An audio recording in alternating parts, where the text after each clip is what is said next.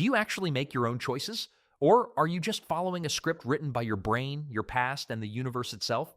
You chose to watch this video, right? Or did your habits, your curiosity, maybe even the algorithm decide for you before you realized it? Let's test something. Right now, pick a number between 1 and 10. Got it? Now ask yourself, why that number? Did it just pop into your head? Or did something, a memory, a shape, a pattern, nudge it there? That's the trap. Most of the time, we don't actually choose our thoughts. We just notice them. Now imagine this. Scientists have literally watched brains make decisions before people realize they've made them.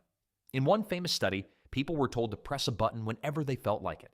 They said, okay, now I've decided.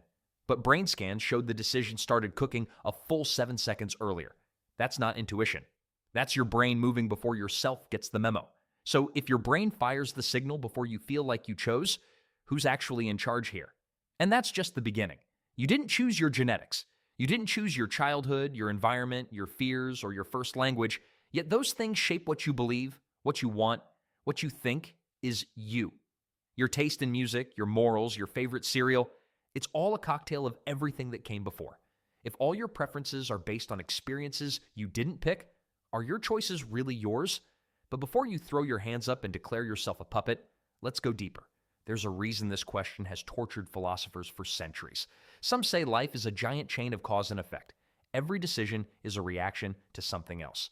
You hit play on this video because something else made you curious. And that curiosity, it came from something else too.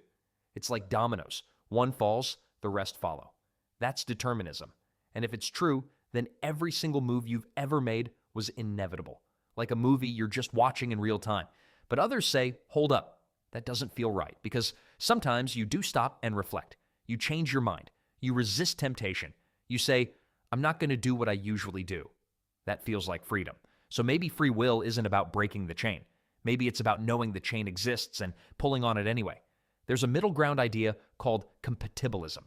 It says, yeah, maybe the universe runs on cause and effect, but as long as you are the cause, as long as you're acting based on your own thoughts, desires, and reasons, you're still free. But wait, what if those desires were programmed into you too?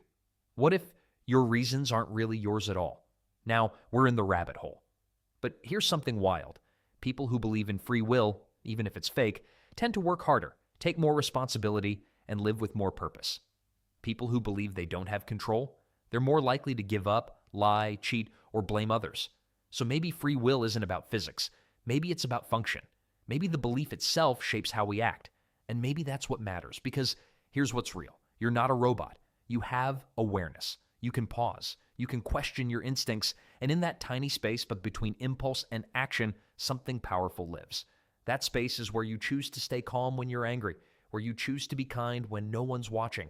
It's where you break your own patterns. That space feels like free will. Maybe it's not total control, but it's something. And your brain isn't fixed. It rewires. That's called neuroplasticity.